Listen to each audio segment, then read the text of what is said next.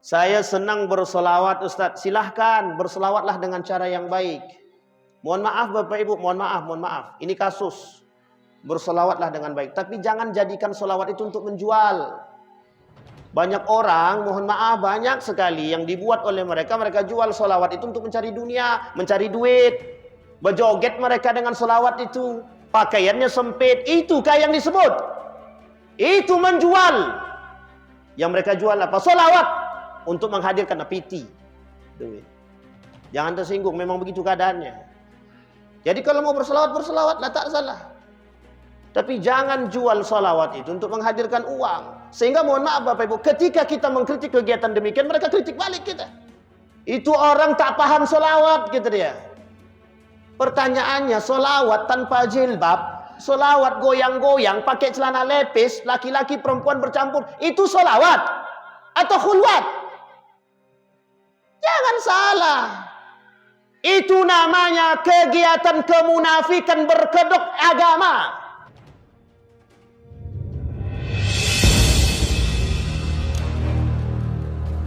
Alhamdulillahi Rabbil Alamin. Alhamdulillahilladzi an'ama bi ni'matil iman wal islam bihima tatimmus salihat.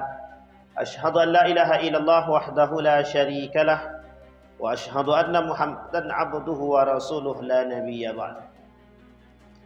Allahumma salli wa sallim wa barik ala hadzal nabiyil karim. Allahumma salli ala Muhammad wa ala ali Muhammad fil alamin innaka Hamidum Majid. Ya ayuhan nasu attaqu rabbakum alladhi khalaqakum min nafsin wahidah wa khalaqa minha zawjaha wa batha minhuma rijalan katsiran wa nisaa wattaqullaha alladhi tasaaluna bihi wal arham innallaha kana 'alaikum raqiba.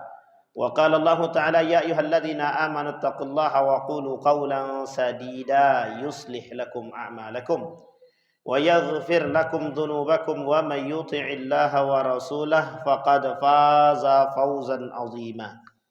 Puji syukur kehadirat Allah atas limpahan rahmat dengan mengucapkan alhamdulillahirabbil alamin, berselawat kepada Nabi dengan mengucapkan Allahumma shalli ala Muhammad wa ala ali Muhammad fil alamin innaka Hamidum Majid. Bapak Ibu sekalian yang berbahagia, mudah-mudahan di maghrib ini Allah limpahkan rahmat dan karunia-Nya kepada kita semua. Allah jadikan kita orang-orang yang selalu bersyukur akan segala nikmat-Nya. Allah anugerahkan rumah tangga yang sakinah, mawaddah, warahmah. Allah anugerahkan anak-anak yang saleh dan salihah. Allah istiqamahkan kita dalam ketaatan dan beribadah kepadanya. Amin ya rabbal alamin. Baik Bapak Ibu sekalian yang berbahagia, apa kabar, sehat? Ini adalah pertemuan kita yang kedua kalinya. Alhamdulillah, mudah-mudahan selalu bisa istiqamah. Baik Bapak Ibu, di malam hari ini ada hal yang ingin saya sampaikan dalam kajian kita yang singkat ini. Judul kita malam hari ini adalah 5 penyebab penyimpangan akidah. Di majlis kita nih belum ada pembahasan tentang tauhid. Doakan mudah-mudahan di tahun yang akan datang, mudah-mudahan nanti kita bisa sisipkan dari 8 pertemuan itu, kita cari satu waktu untuk membahas tentang akidah. Kenapa kok penting?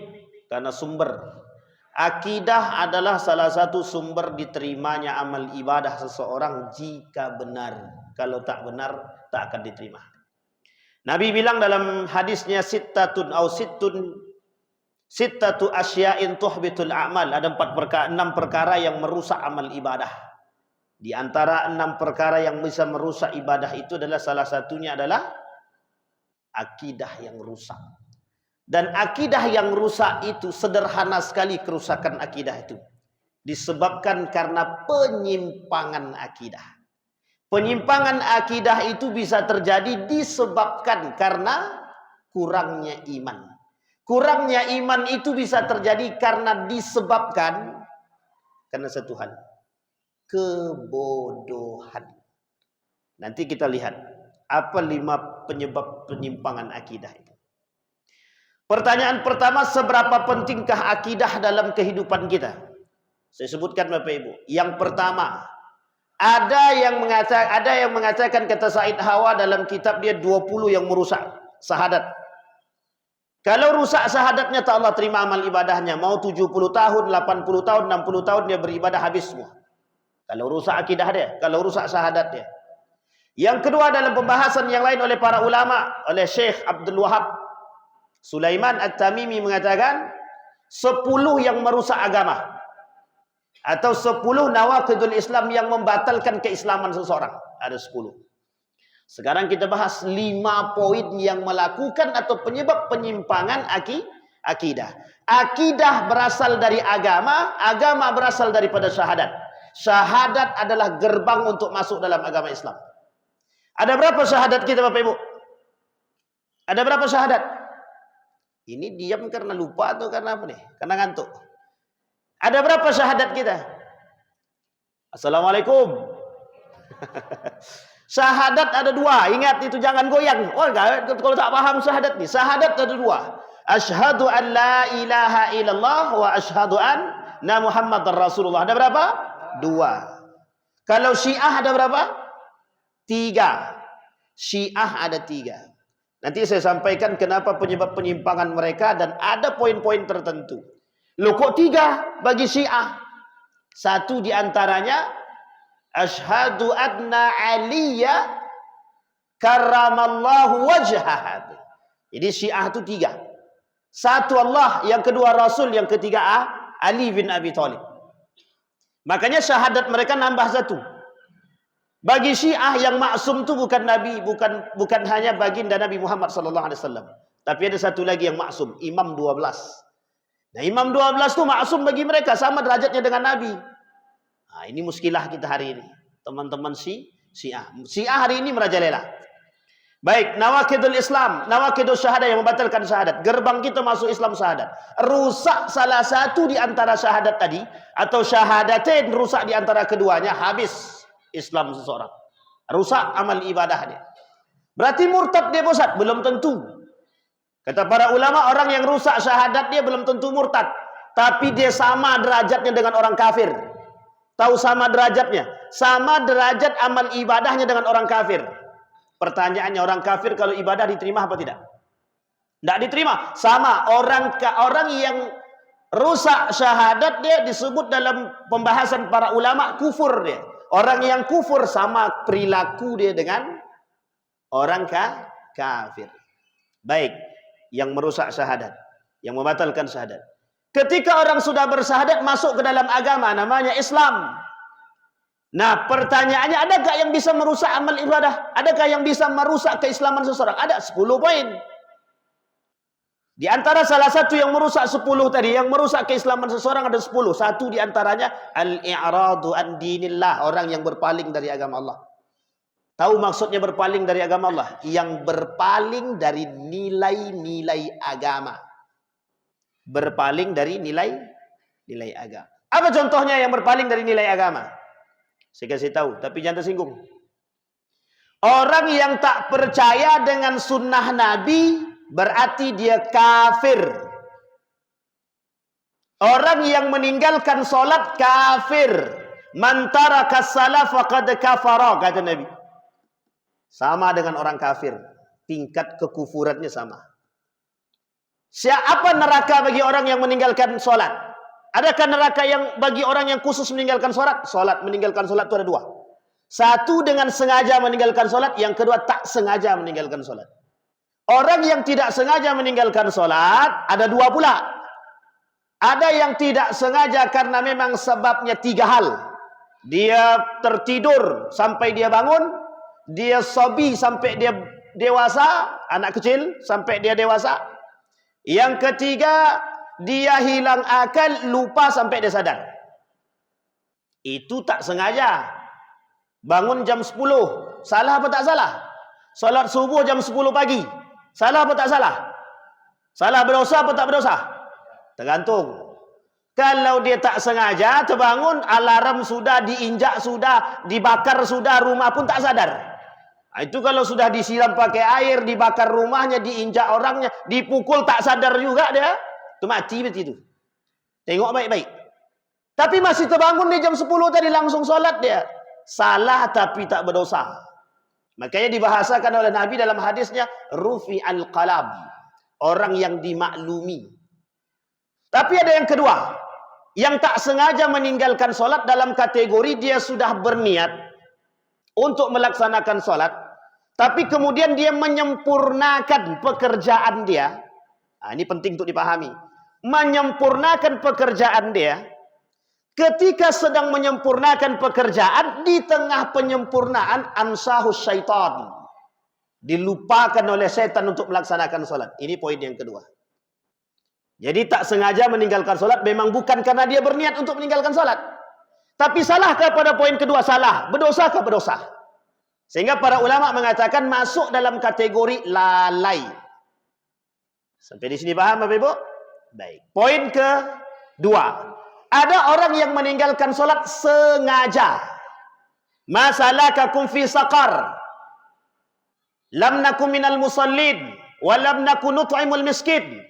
Yang penghuni neraka Sakor 2. Nama neraka itu antara lain salah satunya ada 8. Salah satu di antara 8 itu namanya Sakor. Sakor itu masih di bawah daripada Jahanam. Jadi yang paling tinggi bapak neraka itu Jahanam. Inna min abwabin nari Jahannam. Bapak daripada pintu-pintu neraka itu Jahanam. Di bawah Jahanam ada namanya Sakor namanya. Neraka Sakor penghuninya adalah orang-orang yang melakukan dosa besar. Salah satu di antara dosa besar yang mereka lakukan adalah menghardik anak yatim. Tidak memberi makan anak yatim. Tidak perhatian kepada anak yatim. Menyiksa anak yatim. Itu nerakanya Sakor itu. Sampaikan sama mereka yang menghardik anak yatim, orang miskin, penghuni neraka dia itu. Tapi jangan pula, kau menghardik anak yatim, masuk neraka kau ni. Jangan. Tak boleh pula. Langsung tembak orang tu tak boleh. Nasihati dulu. Poin sini sampai paham Bapak Ibu? Masalakakum fi saqar, kata Nabi. Ya kata Allah. Lam nakum minal musallin. Kenapa kalian masuk dalam neraka Saqar, kata Allah. Kami tak solat. Kami tak memberi anak yatim. Kami tak memberi makan orang miskin, kata Nabi. Bapak Ibu sekalian yang berbahagia, ini kalau dijelaskan poin ini panjang sekali. Tapi saya ambil kesimpulan saja. Apa kesimpulannya? Orang yang meninggalkan sholat dengan sengaja masuk dalam neraka Sakar. Pertanyaannya adalah, adakah pemahaman yang lain daripada ulama tafsir Al-Quran? Ada. Wahbaz Zuhaili, Ibnu Katsir Al-Maraghi, dan Buya Hamka dalam kitab tafsirnya mengatakan, yang dimaksud penghuni neraka Sakar itu bukan orang yang meninggalkan sholat. Orang yang lalai sholat. Poin penting nih. Lalai itu gimana? Lalai itu begini. Ulama berbeda pendapat tentang makna lalai. Yang disebut oleh para ulama makna lalai itu orang yang sholatnya qurba, mendekat kepada waqtal ba'dah. Orang yang melaksanakan sholat di waktu itu mendekat kepada waktu yang akan datang. Contoh. Salat zuhur jam berapa? 12.30. Kita ambil contoh. 12.30 salat zuhur. Dia salatnya jam 15.30. 10 menit lagi mau asar. Kata para ulama itu yang disebut dengan lalai. Ada pemahaman lain? Ada. Yang disebut dengan pemahaman lain itu begini. Orang yang sengaja melalaikan salatnya karena urusan dunia tanpa ada urusan uzur yang penting. Kita ambil contoh. Tukang sedang asyik bertukang. Allahu Akbar, Allahu Akbar. Ntar dulu salatnya, selesaikan dulu. Tahu-taunya sudah masuk waktu asar atau mendekat 10 menit, baru dia salat. Itu namanya lalai. Kita para ulama itu yang disebut dengan lalai. Sampai di sini paham? Yang disebut dengan lalai itu. Sehingga kata para ulama yang menghuni neraka Sakar itu bukan orang yang meninggalkan sholat, tapi orang yang lalai dari sholat dia. Dan sengaja meninggalkan sholat atau sengaja mengakhirkan sholat dia karena urusan dunia yang tidak penting. Sehingga dipahami oleh para ulama begitu. Ada sekolah pondok pesantren. Zuhur jam 12. Sudah azan. Di pondok baru azan jam 12.30. Salah ke tak salah? Salah atau tak salah? Ada pondok begini? Ada. Salah ke tak salah? Tak salah. Karena masih ada toleransi yang disebut dengan mi'adun. Jadi sholat tepat waktu itu ada dua maknanya. Ini yang dipahami oleh para pondok, kiai-kiai pondok. Ya, biar kita semua ini tidak cepat-cepat menghakimi. Loh, kok pondok itu kok belum azan? Saya ambil contoh. Orang zaman dulu, terkhusus di Jawa, itu sholat asar azannya jam 3. Harusnya jam 3 sholat asar itu. Tapi mereka baru azan jam 4. Tahu alasannya kenapa? Menunggu orang pulang dari sawah. Loh, bolehkah begitu? Oleh para ulama ketika itu, masa itu dibenarkan. Kenapa dibenarkan? Karena belum menghabiskan waktu pada yang sesungguhnya dan tidak disengajakan dengan lalai. Kenapa demikian? Karena ketika itu suara azan tak sampai ke sawah. Satu. Ketika itu orang menengok asar itu dengan melihat waktu, melihat langit. Sehingga menentukan sholat itu ketika melihat di sana. Sehingga oleh para ulama dipahami ada dua. Sholat tepat waktu atau sholat di waktu yang tepat. Sholat tepat waktu, azan jam 12, orang berangkat ke masjid, namanya sholat tepat waktu. Ada yang kedua, sholat di waktu yang tepat. Azan jam 12, dia sholat jam 1. Berarti kan sholat jamaah dah habis. Dah selesai di masjid sholat jamaah. Tapi dia sholat di rumah. Ini namanya sholat di waktu yang tepat. Dan ini masih dibenarkan oleh para ulama? Masih dibenarkan oleh para ulama. Ada orang yang dengan sengaja mentakhirkan sholatnya karena main game. Karena main judi. Karena minum. Karena duduk di warung kopi. Jangan tersinggung. Karena duduk di warung gorengan. Warung lontong dan lain sebagainya. Semua yang duduk di sana untuk kepentingan dunia. Dan mereka sengaja mengakhirkan sholat dia. Tanpa harus memikirkan Tuhan, dia takhir nama dia. Itu yang disebut dengan lalai. Ghaflah kata dia. Apa nama ghaflah tadi? Lalai. Kata para ulama Ibnu Katsir mengatakan itulah yang berhak menghuni neraka sakar. Penghuni neraka sakar kata dia. Ini belum masuk poinnya lagi. Sekarang siapa yang menghuni? Kalau orang yang meninggalkan sholat, apa nerakanya? Jahanam. Apa nerakanya Bapak Ibu? Ada dua. Orang yang sengaja meninggalkan sholat ada dua. Satu, sengaja meninggalkan sholat.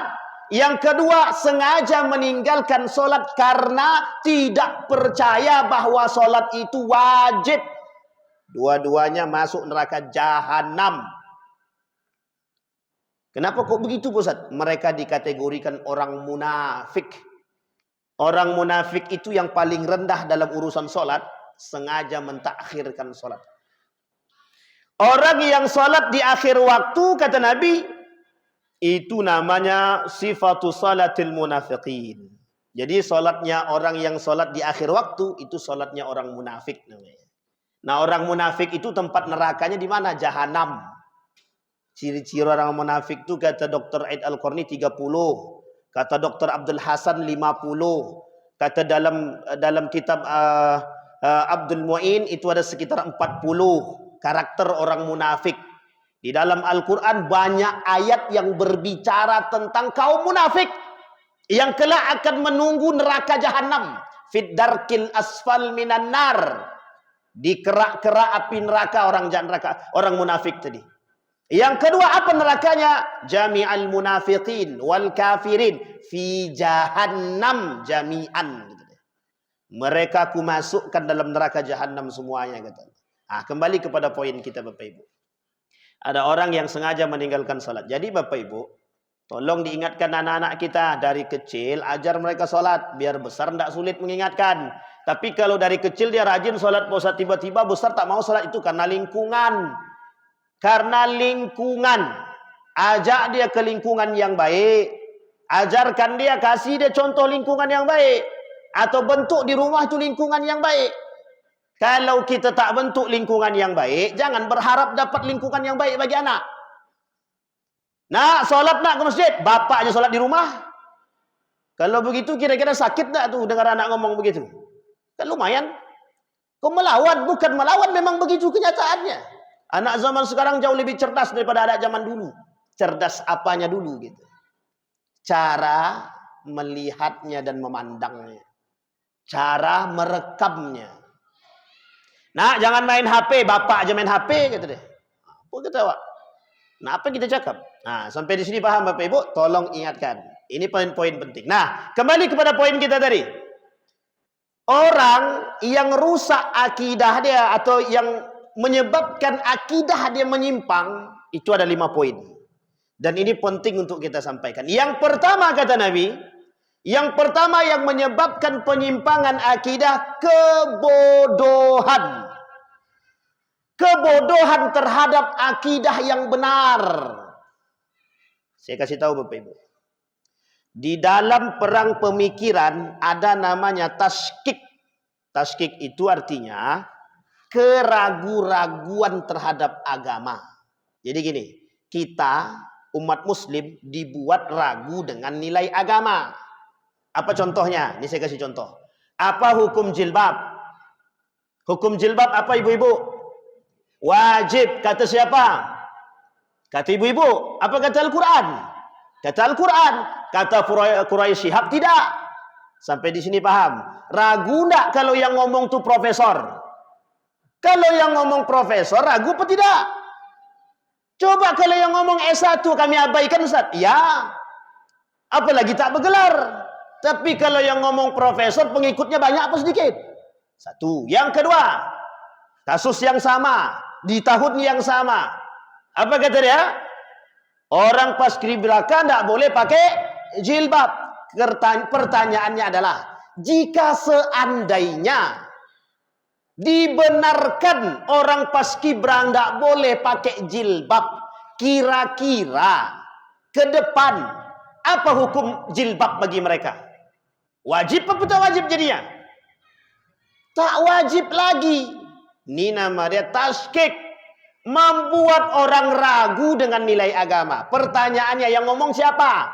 Profesor atau bukan? Profesor. Tokoh atau bukan? Tokoh. Ahli Al-Quran atau bukan? Ahli Al-Quran. Sampai di sini paham Bapak Ibu? AT. Saya tanya ibu-ibu, let's be guy dan lain sebagainya. Penyakit atau bukan? Penyakit. Bagi kita yang sehat, akalnya penyakit. Kata mereka, itu bukan penyakit. Setiap orang berhak, punya hak masing-masing. Mau eti dia, mau berzidah dia, terserah. Itu haknya masing-masing. Benar apa salah? Yaman nih, alhamdulillah lah. Paham ya Bapak Ibu ya? Kalau sempat kita katakan benar, rusak akidah kita sudah. Kenapa kita katakan rusak? Begitu cara mereka merusaknya. Baik. Ini baru poin-poin penting nih. Nah, sekarang kita mau masuk poin-poin yang lain. Sekarang saya tanya Bapak Ibu. Yang mencerdaskan kita nih siapa? Siapa yang mencerdaskan kita? Guru. Salah apa betul? Enak kalau kau tak belajar, bodoh. Akidah kita diajarkan dari awal, dari kecil seperti itu. Rusak. Siapa yang mencerdaskan kita? Allah atau manusia? Salah Pak kalau kita katakan nak kalau kau tak belajar bodoh. Siapa bilang? Yang bilang manusia. Siapa yang mengatakan demikian? Manusia. Apa tujuannya? Di mana letak Allah dalam hal tersebut? Tak ada. Kalau kau tak minum obat tak akan sehat. Betul apa tak betul? Pertanyaannya adalah, siapa yang menyembuhkan? Obatkah atau Allah kah? Cara merusak akidah.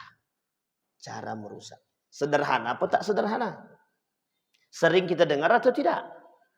Itulah cara mereka kaum orientalis menjauhkan kita dari nilai-nilai agama. Bayangkan mudahnya manusia terselit lidah dan merusak akidah hanya karena perkataan. Saya tanya Bapak Ibu, keluar rumah tanpa bismillah, mati masuk surga apa tidak? Kata Allah, kau keluar bukan untukku. Keluar untuk manusia, kata Allah. Adakah kita menghadirkan Allah dalam?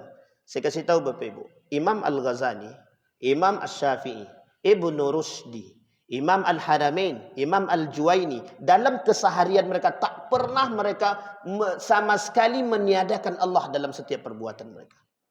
Bismillah. Setiap apapun pekerjaannya. Samillah, kata Nabi. Mulai dengan bismillah. Apapun. Menghadirkan Allah. Allah kata dalam Al-Quran, wattaqullaha wa yu'allimukumullah. Bertakwa kepada Allah, kau aku kecerdaskan. Lah ini gimana kita mau cerdas? Cerdas secara keilmuan tanpa Tuhan. Itulah yang terjadi hari ini. Banyak orang pintar tapi tak banyak orang yang beriman. Rusak imannya. Tuh contohnya. Kenapa dia kata tak boleh pakai jilbab? Karena tak ada iman dalam hati dia. Kok bisa-bisanya orang-orang menjual agama demi kepentingan dunia? Tujuannya apa? Tujuannya dunia. Kira-kira beriman apa tak beriman? Beriman. Pintar apa tak pintar? Pintar. Artinya apa? Kepintaran dia bukan karena iman dia. Tapi dia pintar tanpa iman. Kita maunya pintar pakai iman apa tanpa iman? Pintar tanpa iman atau pakai iman? Sederhana Bapak Ibu. Rusak iman kita sederhana saja. Hanya karena kita yakin bahwa sesuatu itu disembuhkan oleh obat. Padahal yang menyembuhkan Allah. Ada orang minum obat bertahun-tahun tak sembuh. Ada orang dengan konsep sedekah, cuma 5 kali sedekah dia yakin kepada Allah, Allah sembuhkan. Bahkan sampai dokter pun mengatakan bahwa tidak bakal sembuh. Tapi karena kuasa Allah disembuhkan oleh Allah. Karena dia kembali kepada Allah. Sekarang ni kita tak mau kembali kepada Allah.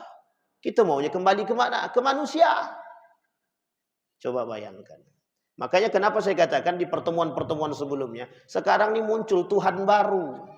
Tuhan baru itu udah banyak. Ada manusia, ada jabatan, kekuasaan, harta, tahta, wanita. Itu Tuhan baru bagi mereka itu. Kenapa? Lebih mencintai mereka daripada Tuhan itu sendiri. Berat memang. Tapi kalau kita tak melatih dari sekarang sulit. Kapan kau mau kita latihkan lagi? Tak bisa. Baik. Kebodohan terhadap akidah yang sahih. Maka Bapak Ibu sekalian yang berbahagia, jika Bapak Ibu mau, insya Allah di tahun depan kita cari Ustadz untuk bisa mengisi tentang akidah 1 kali dalam sebulan. Entah itu di hari Sabtu ataupun di hari Selasa. Kita masukkan bagaimana akidah yang benar dalam pandangan Ahlus Sunnah wal Jamaah. Kenapa kok penting Ustadz? Penting sekali. Karena tak ada gunanya kita beribadah kalau rusak akidah. Tidak ada gunanya. Hal yastawil ladzina ya'lamuna wal ladzina la ya'lamun. Sama ada orang beribadah dengan ilmu tanpa ilmu? Tidak sama. Kalau orang berilmu ibadah, dia beribadah dengan ilmu, maka tinggi dan Allah terima amal ibadah. Tapi kalau dia beribadah tanpa ilmu, sia-sia.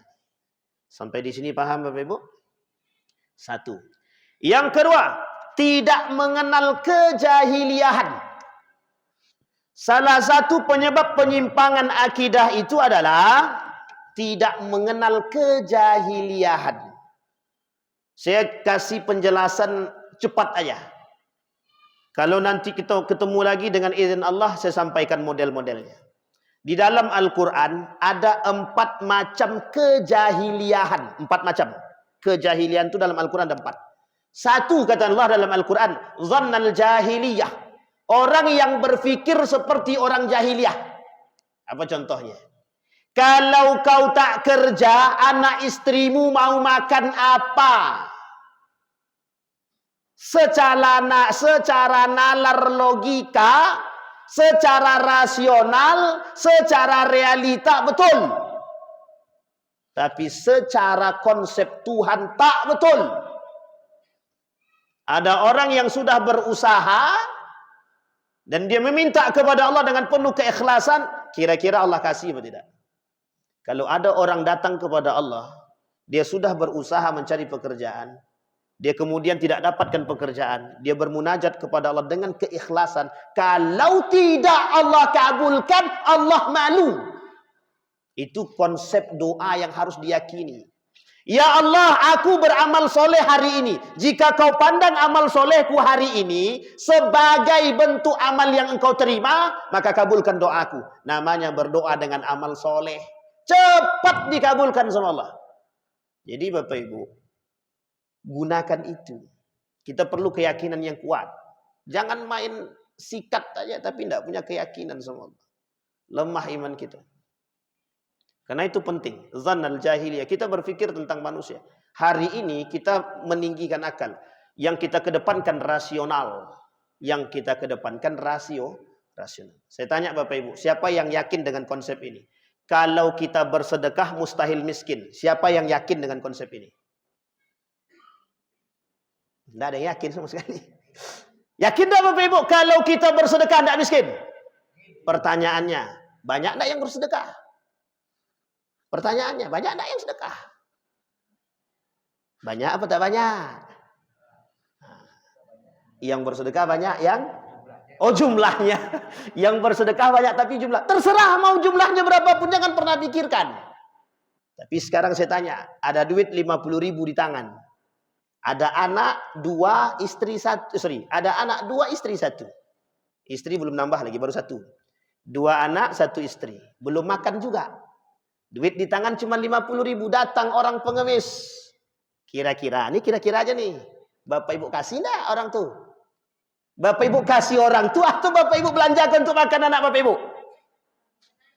Anak lah. Padahal konsep agamanya tak begitu. Tak begitu konsep agamanya. Mesti rasional kita berkata sama. Sekarang siapa yang pernah mengakukan uji coba? Lakukan uji coba. Kalau belum pernah coba lakukan. Yakin. Tapi dengan catatan yakin. Kalau tak yakin usah awak. Dengan catatan yakin. Punya uang 50.000. Ini sudah berkali-kali kami lakukan dengan orang-orang. Dan kita lakukan dalam bentuk eksperimen. Ini orang saksi di depan saya nih. Duit cuma tinggal 20.000. Ada orang datang yang betul-betul tak makan. Kita kasih.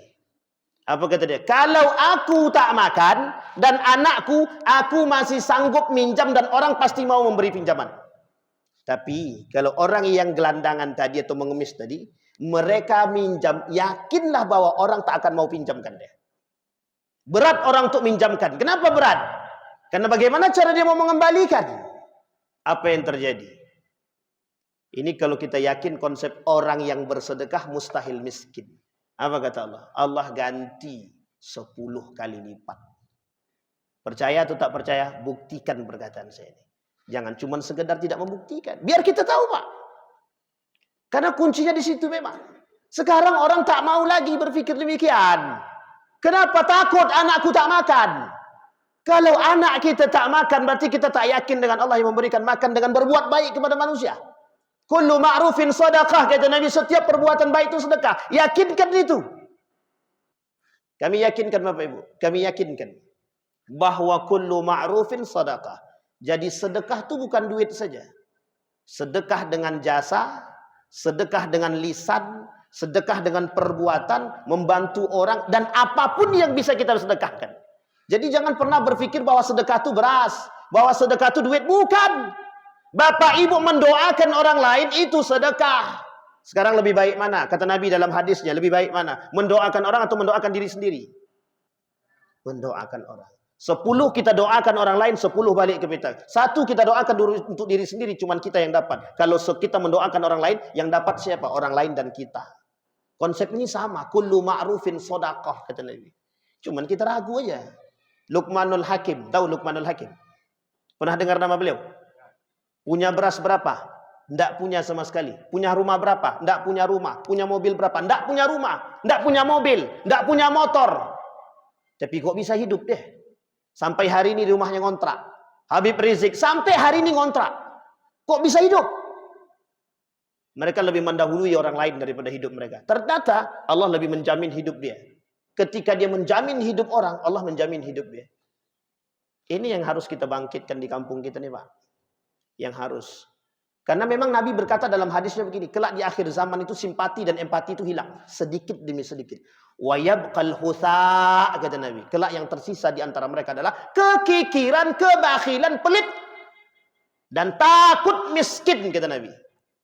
Kelak di akhir zaman, kata Nabi, yang tersisa dari umatku, kata Nabi, manusia-manusia akhir zaman itu manusia kikir, manusia pelit, manusia lengkap semua. Kenapa mereka tak mau bersedekah? Kikir. Kenapa mereka tak mau bersedekah? Pelit.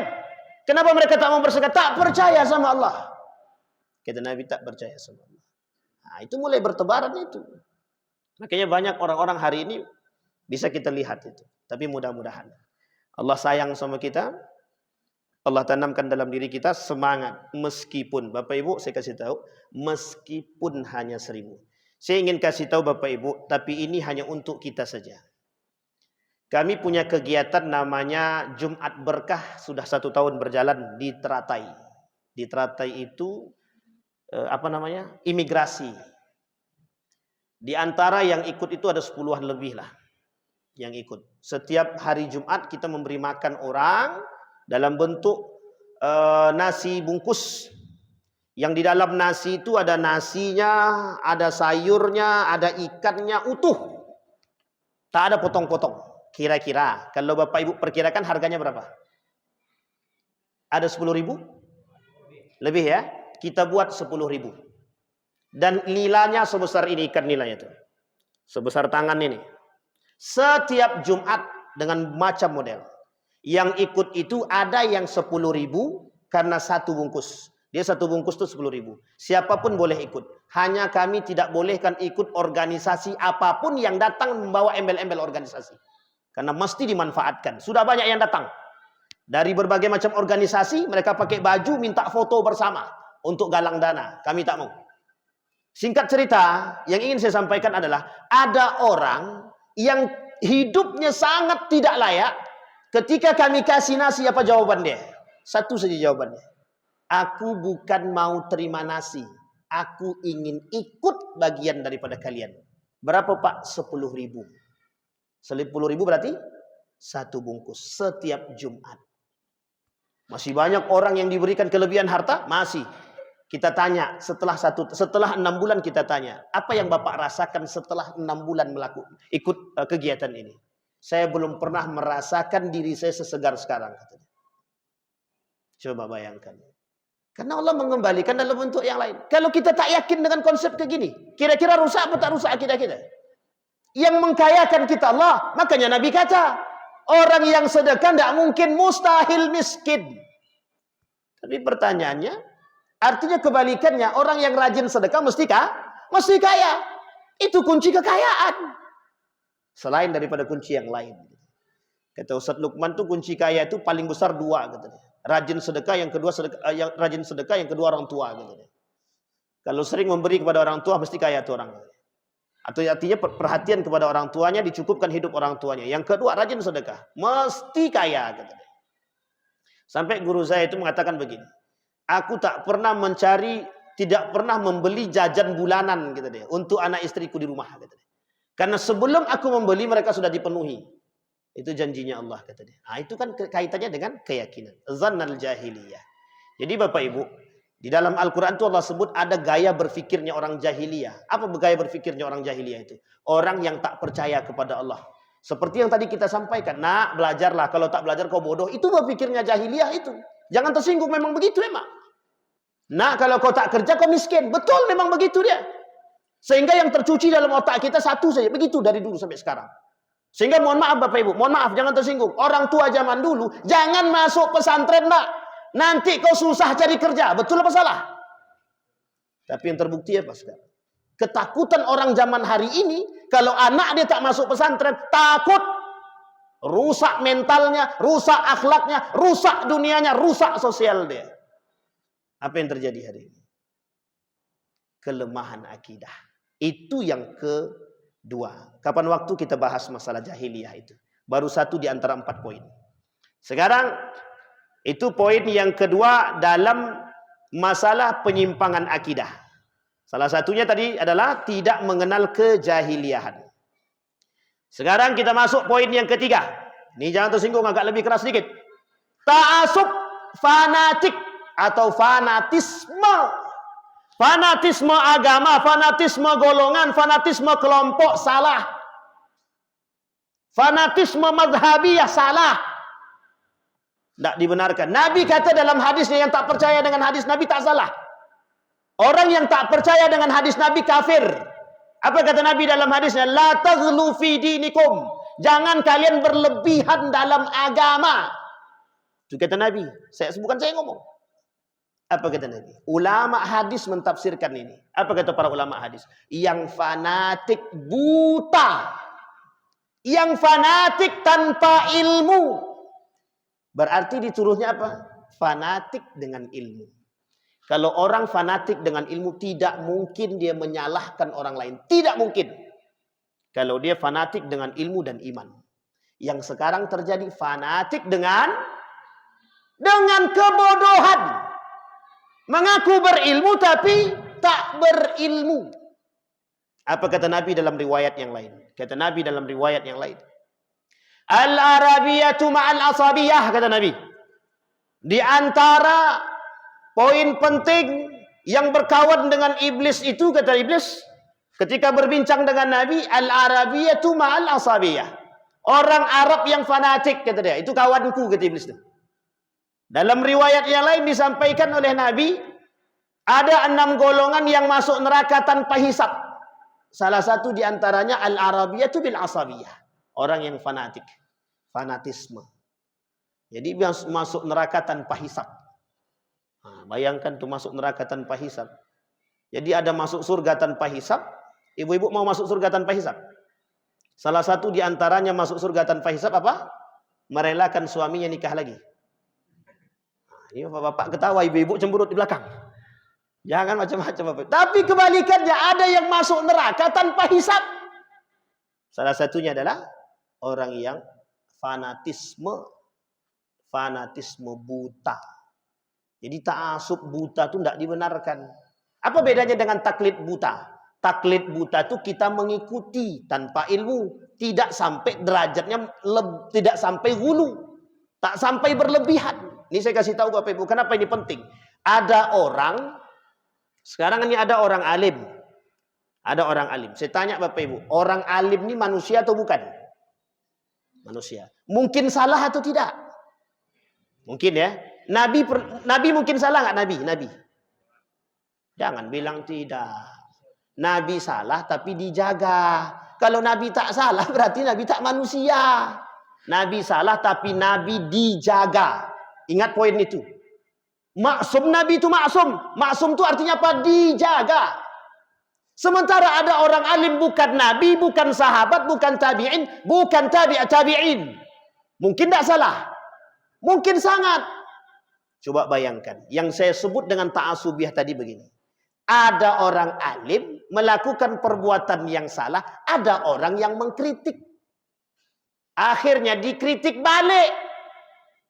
Dia itu guru, alim, soleh, semua perbuatan dia benar. Kira-kira itu taklid buta, kira-kira itu fanatik buta atau bukan? Sampai tak bisa kita salahkan.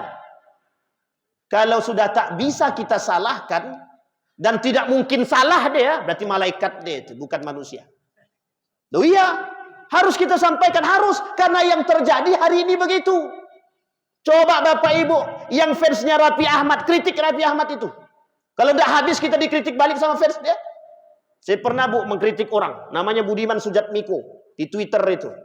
Ketika beliau salah dalam membahas tentang Ibnu Qudamah. Apa jawaban beliau? Ketika saya mengkritik, dikritik balik Pak. Awak mengkritik satu cuman. Yang mengkritik balik 2000 lebih. Sampai tak terbaca di Twitter tuh, saking tak sanggupnya lagi. Bayangkan Pak, fanatiknya berlebihan itu. Sekalipun mereka yang salah itu yang menjadi masalah. Kalau mereka benar dan mengikuti kebenaran pun tak ada masalah. Ini yang menjadi masalah kita hari ini. Mengikuti orang atau ta'asub sama golongan, ta'asub kepada satu kelompok berlebihan. Ini sampai jam berapa? Kok enggak habis-habis? Oh, belum habis ya? Masih lama masih. 19:28. Baik, sampai di sini paham Bapak Ibu? Fanatisme golongan. Jangan Bapak Ibu, jangan berlebihan dalam fanatik. Fanatik itu boleh dibenarkan dengan catatan berilmu. Berilmulah. Kita senang terhadap golongan karena keilmuan dia boleh, tak ada salah. Tak ada salah. Saya senang bersolawat Ustaz, silahkan bersolawatlah dengan cara yang baik. Mohon maaf Bapak Ibu, mohon maaf. Ini kasus.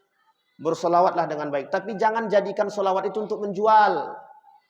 Banyak orang, mohon maaf, banyak sekali yang dibuat oleh mereka jual solawat itu untuk mencari dunia, mencari duit. Berjoget mereka dengan solawat itu. Pakaiannya sempit. Itukah yang disebut? Itu menjual. Yang mereka jual apa? Solawat. Untuk menghadirkan piti. Duit. Jangan tersinggung, memang begitu keadaannya. Jadi kalau mau berselawat, berselawatlah, tak salah. Tapi jangan jual selawat itu untuk menghadirkan uang. Sehingga mohon maaf Bapak Ibu, ketika kita mengkritik kegiatan demikian, mereka kritik balik kita. Itu orang tak paham selawat, gitu dia. Pertanyaannya, selawat tanpa jilbab, selawat goyang-goyang, pakai celana lepis, laki-laki perempuan bercampur, itu selawat atau khulwat? Jangan salah. Itu namanya kegiatan kemunafikan berkedok agama. Kegiatan kemunafikan berkedok agama. Banyak apa tak banyak? Pertanyaannya yang ikut banyak apa sedikit? Nah, coba bayangkan. Yang ketika naik hadat alwi dan sulis saja, yang ikut berapa banyak? Mereka tidak tahu kalau itu Syiah. Coba, banyak sekali ngefans sama mereka kan? Coba yang ngefans sama Abu Bakar, sampai sekarang pun tak nampak orangnya yang mana. Abu Bakar tahu? Enggak. Ibnu Qudamah tahu? Enggak. Raffi Ahmad tahu? Jadi fanatiknya aneh itu. Sampai di sini paham Bapak Ibu ya? Itu poin penting yang harus kita pahami. Jangan fanatik tanpa ilmu. Orang yang fanatik tanpa ilmu, mohon maaf, disesatkan. Yudilluhus syaitan. Setan akan menyesatkan diri dia. Bapak Ibu yang mau bertanya, angkat tangan aja Bapak Ibu ya. Yang ingin bertanya silakan nanti angkat tangan saja. Baik, itu yang ketiga. Sekarang yang keempat. Nanti kita langsung komat aja. Yang keempat. Kita 2 poin lagi selesai habis itu langsung. Kita azan kemudian langsung komat. Taklid buta. Nah, ini poin sama dengan fanatis tadi. Bedanya adalah mengikuti sesuatu tanpa ilmu. Contohnya adalah Bapak Ibu mengikuti kajian. Tiba-tiba kata dalam kajian itu begini. Kami sholatnya tangannya itu di bawah. Tidak berlipat. Tapi kami tangannya di bawah. Masih ingat ya Bapak Ibu ya. Ini cara sholatnya mazhab Maliki. Sholat mazhab Maliki itu Allahu Akbar dia tak lipat tangan. Tapi tangan dia taruh di bawah. Maliki. Yang kedua ini tata cara sholatnya orang Syiah. Ada 2. Syiah dan Maliki. Yang disebut dengan taklid buta itu. Mengikuti perbuatan ini. Ketika ada yang mengatakan. Mohon maaf. Ada yang melakukan perbuatan yang lain. Allahu Akbar. Apa kata dia? Salat kau ni tak sah. Sampai di sini paham? Itu mengikuti tanpa ilmu. Ternyata ada dalil yang berbicara tangan lipat. Ada dalil yang berbicara tangan di bawah perpusat. Ada dalil yang berbicara tangan di atas pusat antara dada dan pusat. Ada dalil yang berbicara tangan di atas dada. Yang tak ada dalil itu tangan di atas kepala. Itu tak ada dalilnya. Turun dengan lutut duluan dan tangan duluan, ada dua-duanya. Jadi jangan salah paham. Orang berdalil dengan bismillah ketika sholat ada dalilnya. Dan bismillahnya sir juga ada dalilnya. Kedua-duanya ada dalilnya. Allahumma ba'id baini dalilnya ada. Wajjahtu wajhiya lilladzi ada dalilnya. Jadi jangan saling salahkan kalau tak paham ilmunya dulu. Untuk memahami satu poin itu butuh ilmu. Akhirnya yang terjadi apa? Kedangkalan ilmu menyebabkan kedangkalan akidah. Kedangkalan akidah menyebabkan rusak amal ibadah. Menyalahkan orang hukumnya salah. Mengkafirkan orang hukumnya salah. Membid'ahkan orang hukumnya salah. Mengaku paling benar hukumnya juga salah. Pahami dengan ilmu. Bukan dengan nafsu. Jangan karena kebencian dengan golongan kita kemudian mengatasnamakan kita paling benar. Kita menyerang orang, sadarkan dulu diri kita nih. Benar apa salah? Atau jangan-jangan mereka yang benar, kita yang salah. Nah, ini yang paling penting untuk kita pahami. Jadi kebencian yang hari ini itu mendorong untuk melakukan hal tersebut. Terakhir. Kapan waktu kita lengkapi. Ghulu, berlebihan dalam mencintai, mohon maaf, ini bahasa ulamanya begitu. Apa kata beliau dalam tulisan beliau itu? Ghulu yang berlebihan. Ghulu itu artinya berlebihan. Berlebihan dalam apa? Dalam segala hal. Mencintai para alim, mencintai wali, dan lain sebagainya yang berlebihan. Diambilnya air kaki wali tadi, diminum deh. Pertanyaannya adalah, boleh kata tak boleh? Jangan salah paham dulu, boleh kata tak boleh? Mesti jawabannya berbeda. Kalau kata orang yang ilmu tasawuf, boleh-boleh saja kata dia. Tapi Bapak Ibu sekalian yang berbahagia, ada batasan tertentu yang tidak bisa kita lewati. Memahami wali melebihi Tuhan salah. Itu dia yang paling penting. Orang sekarang ini, wali itu lebih daripada Tuhan. Orang alim lebih daripada Tuhan. Itu yang menjadi masalah. Jangankan air kaki, air mandinya kami siap minum, kata dia. Itu udah keterlaluan sekali itu. Cium tangan bolak-balik. Mau cium tangan bolak-balik tak ada salah, kata. Yang salah tuh cium tangan. Kalau perempuan mencium tangan laki-laki salah. Mau bolak-balik kayak mau apa kayak salah. Kalau orang dia alim, kita tahu kealimannya, hukum mencium tangan dia boleh. Boleh. Tak ada salah kalau dia benar alimnya. Ini sudah tak alim. Hanya karena dia banyak duit, kita cium tangan dia. Itu yang salah. Berlebihan. Ghulu. Tidak boleh kita berlebihan. Yang dikatakan oleh Nabi dalam hadis, La taghlu fi dinikum. Kemudian Allah kata dalam surat Nuh, jangan sekali-kali kamu meninggalkan atau penyembahan Tuhan-Tuhan kamu. Dan jangan pula sekali-kali kamu meninggalkan penyembahan Wat. Dan jangan pula Suwa, Yaghut, Ya'qut, dan Nasr. Ini adalah salah satu bentuk yang Allah, refleksi yang Allah sampaikan dalam surat Nuh tentang karakter-karakter jahiliyah ketuhanan. Dan itu terjadi Bapak Ibu. Di Riau ini ada salah satu kelompok yang saya temukan, sholat Jumat dia sholat, pas sesajenan dia ikut juga. Nah, itu mantap juga tuh. Itu namanya toleransi. Toleransi yang bablas, yang rusak. Itu bukan toleransi lagi. Nah, Bapak Ibu, terakhir sebelum saya tutup. Hari ini Bapak Ibu, sebentar lagi kita akan masuk pada musiman, penyakit musiman. Apa itu penyakit musiman? Itu dia yang mau saya sampaikan. Tahun baru dan ucapan selamat Natal. Hukumnya haram. Bagi umat muslim haram mengikuti tradisi-tradisi jahiliyah. Sekalipun mengucap selamat Natal, tahun baru, tidak usah.